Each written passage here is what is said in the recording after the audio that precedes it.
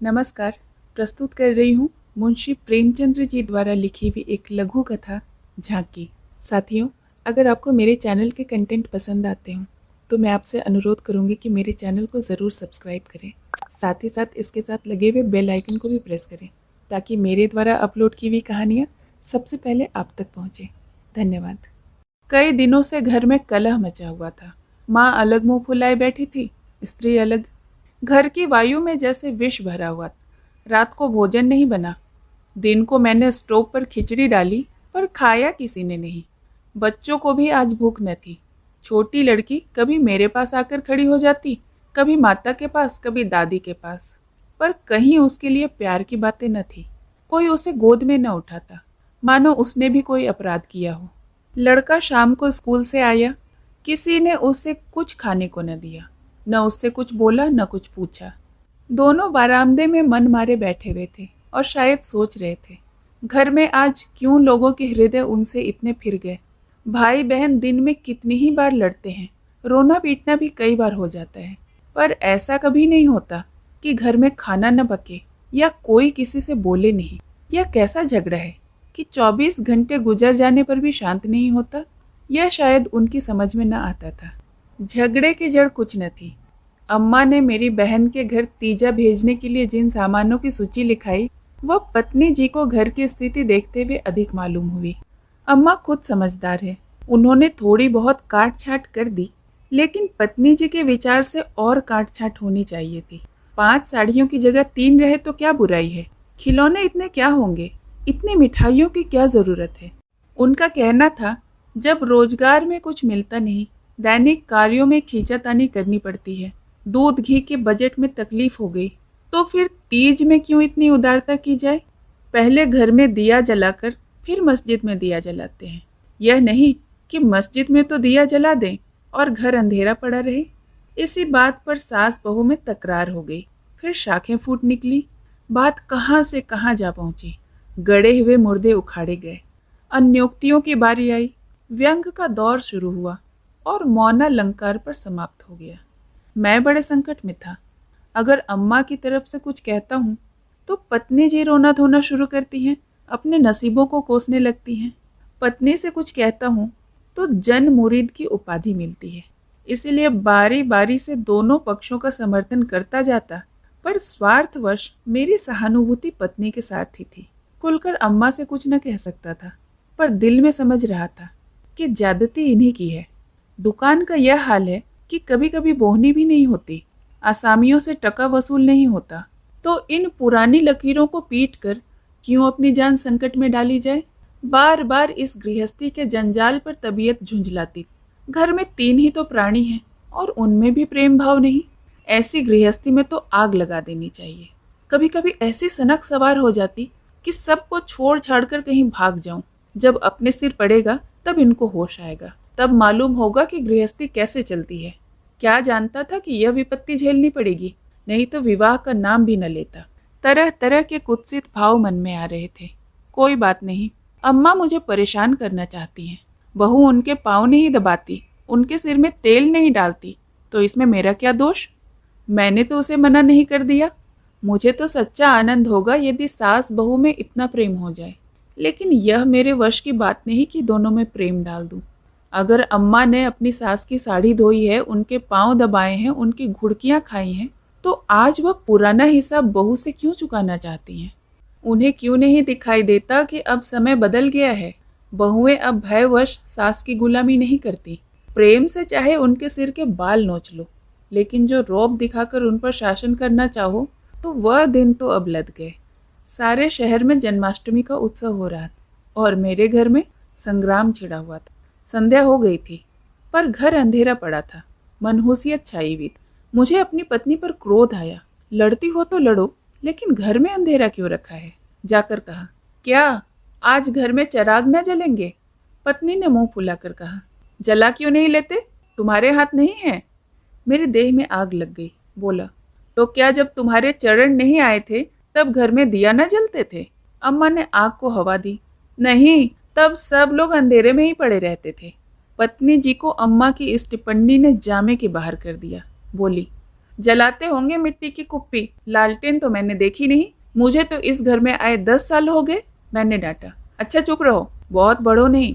ओहो, तुम तो ऐसा डांट रहे हो जैसे मुझे मोल लाए हो। मैं कहता हूँ चुप रहो। क्यों चुप रहूं? अगर एक कहोगे तो दो सुनोगे। इसी का नाम पतिव्रत है। जैसा मुंह होता है वैसे ही बीड़े मिलते हैं। मैं परास्त होकर बाहर चला आया और अंधेरी कोठरी में बैठा हुआ उस मनहूस घड़ी को कोसने लगा जब इस कुलच्छनी से मेरा विवाह हुआ। इस अंधकार में भी 10 साल का जीवन सिनेमा चित्रों की भांति मेरे नेत्रों के सामने दौड़ गया। उनमें कहीं प्रकाश की झलक न थी, कहीं स्नेह की मृदुता न थी। सहसा मेरे पंडित मित्र जयदेव जी ने द्वार पर पुकारा। अरे, आज यह अंधेरा क्यों कर रखा है जी? कुछ सूझता ही नहीं। कहाँ हो? मैंने कोई जवाब न दिया। सोचा यह आज कहाँ से आकर सिर पर सवार हो गए। जयदेव ने फिर पुकारा। अरे कहाँ हो भाई? बोलते क्यों नहीं? कोई घर में है या नहीं? कहीं से कोई जवाब न मिला। जयदेव ने द्वार को इतनी जोर से झंझोड़ा कि मुझे भय हुआ कि कहीं दरवाजा चौखट बाजू समेत न गिर पड़े। फिर भी मैं बोला नहीं। उनका आना खल रहा। जयदेव चले गए। मैंने आराम की सांस ली। बारे शैतान टला, नहीं तो घंटों सिर खाता।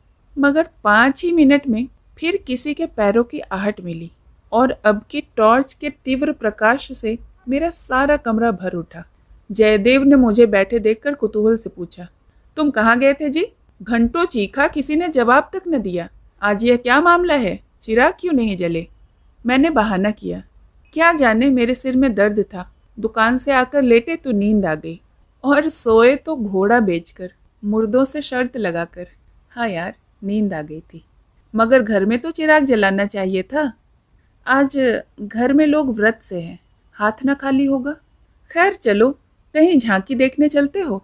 सेठ घूरे मल के मंदिर में ऐसी झांकी बनी है कि देखते ही बनता है। ऐसे ऐसे शीशे और बिजली के सामान सजाए गए हैं कि आंखें झपक उठती हैं। सिंहासन के ठीक सामने ऐसा फव्वारा लगा है कि उसमें से गुलाब जल की फुहारें निकलती हैं। मेरा तो चोला मस्त हो गया। सीधे तुम्हारे पास दौड़ता चला आ रहा हूँ।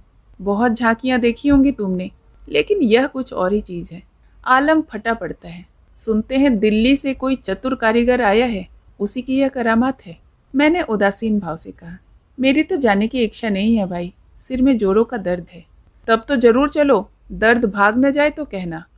तुम तो यार बहुत दिक्कत करते हो। इसी मारे में चुपचाप पड़ा था कि किसी तरह यह बला टली, लेकिन तुम सिर पर सवार हो गए। कह दिया ना मैं न जाऊंगा, और मैंने कह दिया ना मैं लेकर जाऊंगा। मुझ पर विजय पाने का मेरे मित्रों को बहुत आसान नुस्खा याद है। यूं हाथापाई धींगा मुश्ती धौल धप्पे में किसी से पीछे रहने वाला नहीं हूं। लेकिन किसी ने मुझे गुदगुदाया और परास्त हुआ, फिर मेरी कुछ नहीं चलती। मैं हाथ जोड़ने लगता हूँ, घिघियाने लगता हूँ और कभी कभी तो रोने भी लगता हूँ। जयदेव ने वही नुस्खा आजमाया और उसकी जीत हो गई। संधि की वही शर्त ठहरी कि मैं चुपके से झांकी देखने चला चलूं। सेठ घूरे लाल उन आदमियों में से हैं जिनका प्रातः को नाम ले लो तो दिन भर भोजन न मिले। उनके मक्खी चूस पने की सैकड़ों ही दंत कथाएं नगर में प्रचलित है। कहते हैं एक बार मारवाड़ का एक भिखारी उनके द्वार पर डट गया कि भिक्षा लेकर ही जाऊंगा। सेठ जी भी अड़ गए कि भिक्षा न दूंगा, चाहे जोग भी हो जाए। मारवाड़ी उन्हीं के देश का था। कुछ देर तो उनके पूर्वजों का बखान करता रहा, फिर उनकी निंदा करने लगा। अंत में द्वार पर लेट रहा। सेठ जी ने रत्ती भर भी परवाह न की। भिक्षुक भी अपनी धुन का पक्का था। सारा दिन द्वार पर बेदाना पानी पड़ा रहा और अंत में वही मर गया। तब सेठ जी पसीजे और उसकी क्रिया इतनी धूमधाम से की कि बहुत कम ही किसी ने ऐसी काम क्रिया की होगी। भिक्षुक का सत्याग्रह सेठ जी के लिए वरदान हो गया। उनके अंतःकरण में भक्ति का ऐसा स्रोत खुल गया कि उन्होंने अपनी सारी संपत्ति धर्मार्थ अर्पण कर दी। हम लोग ठाकुर द्वारे में पहुंचे तो दर्शकों की भीड़ लगी हुई थी। कंधे से कंधा चलता था। आने और जाने के मार्ग अलग थे, फिर भी हमें आधे घंटे के बाद भीतर जाने का अवसर मिला। जयदेव साज सजावट देख देख कर लोटपोट हुए जाते थे, पर मुझे ऐसा मालूम होता था कि इस बनावट और सजावट के मेले में कृष्ण की आत्मा कहीं खो गई है। उनकी वह रत्न जड़ित बिजली से जगमगाती मूर्ति देखकर मेरे मन में ग्लानि उत्पन्न हुई। इस रूप में भी प्रेम का निवास हो सकता है? मैंने तो रत्नों में दर्प और अहंकार ही भरा देखा है। मुझे उस वक्त यही याद न रहा कि यह एक करोड़पति सेठ का मंदिर है और धनी मनुष्य धन में लौटने वाले ईश्वर की ही कल्पना कर सकता है। धनी ईश्वर में ही उसकी श्रद्धा हो सकती है। जिसके पास धन नहीं वह उसकी दया का पात्र हो सकता है, श्रद्धा का कदापि नहीं। मंदिर में जयदेव को सभी जानते हैं, उन्हें तो सभी जगह सभी जानते हैं। मंदिर के आंगन में संगीत मंडली बैठी हुई थी। केलकर जी अपने गंधर्व विद्यालय के शिष्यों के साथ तंबूरा लिए बैठे थे। पखावज, सितार, सरोद, वीणा और जाने कौन कौन से बाजे जिनके नाम भी मैं नहीं जानता उनके शिष्यों के पास थे। कोई गीत बजाने की तैयारी हो रही थी। जयदेव को देखते ही केलकर जी ने पुकारा। मैं भी तूफैल में जा बैठा। एक क्षण में गीत शुरू हुआ, समा बंध गया। वहां इतना शोरगुल था कि तोप की आवाज भी न सुनाई देती। वहां जैसे माधुर्य के उस प्रवाह ने सब किसी को अपने आप में डुबो लिया। जो जहां था वही मंत्रमुग्ध सा खड़ा था। मेरी कल्पना कभी इतनी सचित्र और सजीव न थी।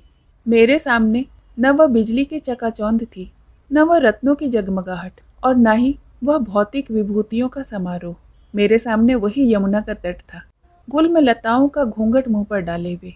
वही मोहिनी गौवें थी, वही गोपियों की जल क्रीड़ा, वही वंशी की मधुर ध्वनि, वही शीतल चांदनी और वही प्यारा नंद किशोर, जिसकी मुख छवि में प्रेम और वात्सल्य की ज्योति थी, जिसके दर्शनों से ही हृदय निर्मल हो जाते थे। मैं इसी आनंद विस्मृति की दशा में था कि कीर्तन बंद हो गया और आचार्य केलकर ने एक किशोर शिष्य से ध्रुपद अल्पाना शुरू किया। कलाकारों की आदत होती है कि शब्द को कुछ इस तरह तोड़ मरोड़ देते हैं कि अधिकांश सुनने वालों की समझ में नहीं आता कि क्या गा रहे हैं। इस गीत का एक शब्द मेरी समझ में न आया, लेकिन कंठ स्वर में कुछ ऐसा मादकता भरा लालित्य था कि प्रत्येक स्वर मुझे रोमांचित कर देता। कंठ स्वर में इतनी जादू भरी शक्ति है, इसका मुझे आज कुछ अनुभव हुआ। मन में एक नए संसार की सृष्टि होने लगी, जहाँ आनंद ही आनंद, प्रेम ही प्रेम, त्याग ही त्याग। ऐसा जान पड़ा दुख केवल चित्त की एक वृत्ति है, सत्य है तो केवल आनंद। एक स्वच्छ करुणा भरी कोमलता जैसे मन को महसूसने लगी। ऐसी भावना मन में उठी कि वहाँ जितने सज्जन बैठे हुए थे सब मेरे अपने हैं, अभिन्न हैं। फिर अतीत के गर्भ से मेरे भाई की स्मृति मूर्ति निकल आई। मेरा छोटा भाई बहुत दिन हुए मुझसे लड़ झगड़ कर घर की जमा जथा लेकर रंगून भाग गया था और वहीं उसका देहांत हो गया। उसके पाश्विक व्यवहारों को याद करके मैं उन्मत्त हो उठता था। उसे जीता पा जाता तो शायद उसका खून पी जाता, पर इस समय उसकी स्मृति मूर्ति को देखकर मेरा मन जैसे मुखरित हो उठा। उसे आलिंगन करने के लिए व्याकुल हो गया। उसने मेरे साथ, मेरी स्त्री के साथ, माता के साथ, मेरे बच्चों के साथ जो जो कटु, नीच और घृणास्पद व्यवहार किए थे वह सब मुझे भूल गए। मन में केवल यही भावना थी कि मेरा भैया कितना दुखी है। मुझे इस भाई के प्रति कभी इतनी ममता न हुई थी। फिर तो मन की वह दशा हो गई जिसे विह्वलता कह सकते हैं। शत्रु भाव जैसे मन से मिट गया था। जिन जिन प्राणियों से मेरा वैर भाव था, जिनसे गाली गलौज, मार पीट, मुकदमाबाजी सब कुछ हो चुकी थी, वह सभी मेरे गले में लिपट लिपट कर हंस रहे थे। फिर विद्या, मेरी पत्नी की मूर्ति मेरे सामने आ खड़ी हुई। वह मूर्ति जिसे 10 साल पहले मैंने देखा था, उन आंखों में वही विकल कंपन था, वही संदिग्ध विश्वास, कपोलों पर वही लज्जा लालिमा, जैसे प्रेम सरोवर से निकला हुआ कोई कमल का पुष्प हो।